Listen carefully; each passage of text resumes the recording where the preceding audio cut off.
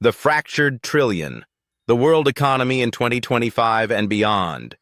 Subtitle, Why Power, Prosperity, and Parity Are Being Redefined in Real Time, Part 1. The Map That Froze. Time. Chapter 1. The $100 trillion moment. We hit $100 trillion and never felt poorer. In 2022, a chart went viral. It wasn't a meme, a tweet, or a TikTok dance.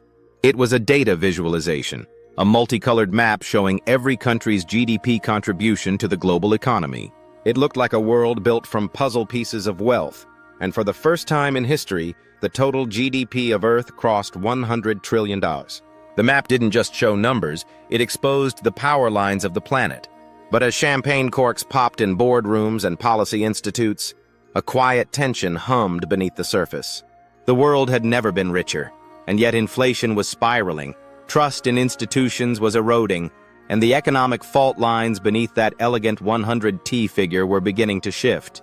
Welcome to the Fractured Trillion. The snapshot. What the world looked like in 2022. In raw numbers, 2022 was a landmark year. The United States contributed nearly 25% of global GDP with over $25 trillion. China followed closely behind at around $17.9 trillion, commanding 18% of global output. The EU, taken collectively, rivaled both. And then came the rest. India, Japan, Germany, the UK, France, Brazil, Canada, South Korea, and so on, in decreasing slices of the global pie. It was the year when the world's economy, bruised but not broken by a pandemic, stood tall again. Growth rebounded. Markets surged. Supply chains limped back to life. And yet something felt off. Imagine a house with gleaming new walls but termites gnawing at the beams. The illusion of wholeness to the untrained eye, $100 trillion looked like global triumph. But GDP is like calories in a diet. It tells you how much energy you're consuming, not whether the food is nourishing or even safe to eat. Here's what GDP didn't show: that real wages in many Western economies had stagnated. That inflation, sparked by supply chain snarls and energy shocks, was erasing purchasing power. That youth unemployment in parts of Africa and Southern Europe was nearing 30%. That the housing crisis in China had already begun its quiet collapse. That climate disasters were exacting higher economic costs year after year. It also didn't show what type of economy was growing. Was it fossil-fueled or future-facing? Was it inclusive or concentrated? Was it productive or speculative? The map showed $100 trillion. It didn't show how many felt economically exiled from it.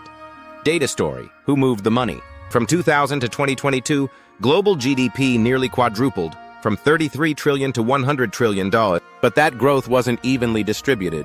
China's share grew from 4% to 18%, making it the single most dramatic wealth surge in modern history. India more than doubled its global share, with its digital economy expanding even faster than its industrial base. Meanwhile, sub-Saharan Africa, despite demographic booms, remained stuck at around 2 to 3% of global GDP. Latin America grew in absolute terms but lost its share of the global pie. Like tectonic plates under the surface, some nations surged forward while others remained economically marooned. The Jenga economy, the global economy in 2022, looked less like a pyramid of prosperity and more like a teetering Jenga tower. Every block added, debt, digitalization, supply chain complexity made the tower taller, but also more unstable. When Russia invaded Ukraine in February 2022, the tremor was immediate. Grain prices spiked. Oil hit $130 per barrel. Europe was suddenly reliving its Cold War fears, but with climate targets to balance. When inflation took hold in the US and Europe, central banks hit the brakes hard. Interest rates rose faster than any time since the 1980s, pulling capital away from emerging markets, shaking currencies from Argentina to Ghana. And then came AI, the quiet arrival of a loud disruption. By late 2022, ChatGPT had become the fastest-growing consumer application in history. AI had gone mainstream. But unlike previous tech booms, this one wasn't about gadgets, it was about displacement. Accountants, designers, coders, even junior lawyers, all saw parts of their jobs become optional overnight. The irony: in the very year we celebrated $100 trillion in economic value, we also began to question the value of human labor. Narrative snapshot. Lagos, Nigeria, 2020. Let's zoom in. Meet Amina, a 28-year-old fintech developer in Lagos. In 2022, she was riding a wave. Startups were exploding, crypto was hot, and foreign investors were flooding in. By December, her company had grown 400%. But by mid-2023, foreign capital dried up, regulations tightened, and her sector shrank. The economy hadn't failed. The rules had changed. Her story is a microcosm of the global moment. A moment of vast expansion, followed by fracture. Zoom out. What this chapter really tells us. GDP. Prosperity. Economic growth can mask deeper systemic cracks. The 2022 high point was a peak of confidence, but also the start of unraveling. Power shifted, but it didn't settle. Technology, climate, and geopolitics began changing not just how much we grow, but how and for whom. Signal for the future. 2022's $100 trillion milestone was a mirror, not a map. It reflected where we had been, not where we were going. And where we're going, as you'll soon see, is not into a unified boom, but into a fractured, multipolar, AI-fueled, climate-constrained, digitally rewired world. Welcome to 2025. Chapter 2. Visualizing Power, the Economic Globe as a Map. Not all maps show borders. Some show influence, and those are the ones that really matter. In a classroom in Seoul, a high school teacher pulls up two maps, one showing political borders, the other a bubble chart of GDP by country. Which one tells you more about power? She asks. The students pause, then point to the second. The answer is obvious once you've seen it. Maps don't just guide travelers, they guide minds. And when it comes to global economics, the way we map the world can either reinforce illusions or reveal hard truths. What the world really looks like. The standard Mercator map, used in textbooks, classrooms, even Google Maps, makes Greenland look the size of Africa. It's not. It centers Europe. It distorts scale. But GDP maps, especially those that resize countries by economic weight, flip this illusion on its head. Take the 2022 economic cartogram that inspired this book. It transformed land mass into money mass. The result was jarring. The U.S. loomed like a continent unto itself, accounting for nearly a quarter of the world's GDP. China spread east to west like a dragon, rivaling the U.S. in size and growing fast. India, once dwarfed in classic maps, swelled impressively, revealing its digital surge. Meanwhile, Africa, Latin America, and much of Southeast Asia looked ghostly thin, barely visible economically, despite teeming populations and natural resources. This isn't a geography lesson, it's a power lesson. Why visualization shapes perception. Here's a truth economists don't admit often enough. Numbers alone rarely change minds, but pictures do. GDP by itself is a number, abstract, invisible, often meaningless to the average citizen. But visualizing it changes everything. A nation that looks big feels powerful. A nation that disappears on a GDP map, regardless of its size or population, feels irrelevant in the global hierarchy. Visual economics turns spreadsheets into storytelling. It's why the visual capitalist platform exploded in popularity. Why the World Bank, IMF, and Bloomberg now lean heavily into dynamic charts. Because power in the 21st century isn't just about having money, it's about framing money. How maps have always been political. We've long known maps are tools of empire. In the colonial era, British cartographers drew red lines around half the world and called it governance. In the Cold War, American atlases colored everything east of Berlin in various shades of Soviet threat. Now, in the fractured economic world of 2025, maps once again act as weapons, not of conquest, but of narrative. A 2024 Chinese state publication showed the economic world as a multipolar galaxy, with China and the U.S. as twin suns and Europe orbiting distantly. A Western think tank responded with a different chart. China's GDP shrinking in relative terms, its demographics aging, its tech edge plateauing. Same numbers, different maps, different messages. Data story, the disappearing continents. In a 3D GDP globe created by MIT Media Lab in early 2025, Countries were not shaped by borders, but by economic elevation. The US, China, and the EU formed mountainous regions, tall, jagged, and unstable. India was rising like a volcanic island, erupting fast but still uneven in terrain. Africa was a flat, fertile plain, rich in potential but with no skyscrapers of capital yet. Russia had shrunk into a geopolitical bunker, large on land, small on money. Maps like this go viral not because they are perfectly accurate, but because they make people feel something. And feeling, as every investor and politician knows, precedes action. Narrative snapshot. A boardroom in Sao Paulo. When a Brazilian investment firm pitched its new Latin America fund in early 2023, they didn't start with spreadsheets. They started with maps. A 2012 GDP map. Then 2022. Then a projected 2028 cartogram showing Brazil rivaling Germany in green energy output. Invest where the map is growing, the CEO said. It worked. They raised $120 million in 2 weeks. The hidden bias of maps, but beware, maps can mislead as much as they inform. A GDP heat map might show Saudi Arabia glowing red hot, but it won't show that most of its economy is oil dependent. A per capita GDP map might flatter Ireland, now richer per citizen than the US, but hide how much of that is due to tax-dodging global firms. A GDP growth map might make Ethiopia shine, while omitting infrastructure failures and conflict zones. No map is the territory.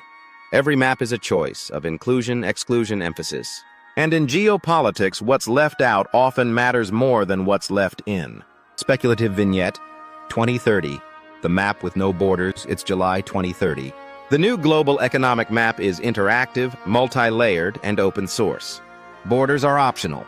Instead, the map pulses with real-time data, AI activity clusters, renewable energy production zones, climate migration flows, digital commerce nodes. A 19-year-old student in Nairobi zooms in to track how African tech hubs are outpacing GDP projections. A policymaker in Brussels overlays the map with climate risk to plan insurance regulation. A startup in Vietnam visualizes its growth curve against regional wage pressure zones. Power no longer lives in capital cities. It lives in data-rich ecosystems. This isn't just a new map. It's a new lens on reality. Zoom out. What this chapter really tells us. Visual data is not decoration, it's direction. Maps influence policy, investment, and perception. Economic cartography reveals inequality, opportunity, and ambition. What's big, what's small, what's invisible. The most important borders in 2025 are not physical. They're financial, digital, and narrative. Who draws the maps, controls the message? Signal for the future. Expect maps to become tools of persuasion. Countries will not just compete for investment, they will compete for impression. Visual credibility will be the new soft power. And in a world of fractured trillions, the map makers will be as powerful as the policy makers. Chapter 3. United States. The old giant still standing. What happens when the empire still has muscle, but can't remember why it's flexing? America is back, President Biden declared in 2021. By 2025, that promise echoes like a riddle. Back from where, heading where, and for how long? And the United States remains the largest economy on Earth, still the gravitational center of global finance, tech innovation, and military might. But beneath the glossy GDP figures lies a restless nation, battling internal fractures and external challenges it no longer controls. America stands, but it sways. The power beneath the hood. Let's be clear, the United States is still a colossus. GDP 2025, roughly 27 trillion, nearly 1/4 of global output. Dollar dominance, still used in over 80% of cross-border trade and central bank reserves. Tech supremacy, home to 9 of the top 10 most valuable tech firms. Military spending, greater than the next 10 nations combined. Soft power, Hollywood, Harvard, Beyoncé, and OpenAI. So why the global anxiety? Why do investors hedge in Asia? Why do allies second guess? Why do voters despair? Because power, like wealth, isn't just about what you have. It's about what you can do with it. And in recent years, the US has become richer, yet less predictable. Taller, but shakier. The fractures inside the giant. From afar, the US looks unified. Up close, it's a mosaic of tension. 1. Political paralysis. Congress lurches between gridlock and chaos. Shutdown threats have become seasonal. Debt ceiling dramas are live-streamed. The far left and far right speak different economic languages. Keynesian versus crypto-libertarian. Result? Long-term planning is often hostage to short-term theatrics. 2. Debt spiral. As of 2025, U.S. national debt exceeds $35 trillion, or nearly 130% of GDP. Interest payments now surpass military spending. This isn't just a math problem, it's a faith problem. At what point do markets question America's ability or willingness to pay? 3. Inequality on steroids. The richest 1% hold more wealth than the bottom 90% combined. Cities like San Francisco glitter with AI billionaires, while parts of Mississippi lack clean water. This wealth chasm fuels populism, polarization, and policy paralysis. 4. Infrastructure. Old and digital bridges crumble. Public transit systems lag. Broadband deserts persist. The U.S. built the internet, but large swaths of the nation still experience 2005 speeds. Narrative snapshot: the two Americas. In Miami, Sarah, a 34-year-old coder, just landed a six-figure remote job with a Singapore-based AI firm. She pays taxes in Florida, shops online, invests in crypto, and thinks in English, but her economic life is borderless.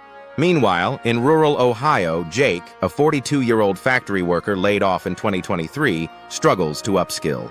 His town voted for Trump, then for Biden, then for anyone who will listen. He feels left behind, not just by the economy, but by reality. Both live in the same country, but economically they're on different planets. Why the U.S. still matters massively. Despite these tensions, the U.S. economy has a resilience other giants envy. Here's why. 1. Demographics, relatively speaking. Compared to Europe, Japan, and China, the U.S. is aging slowly. Immigration remains a driver of labor, innovation, and birth rate buffer. 2.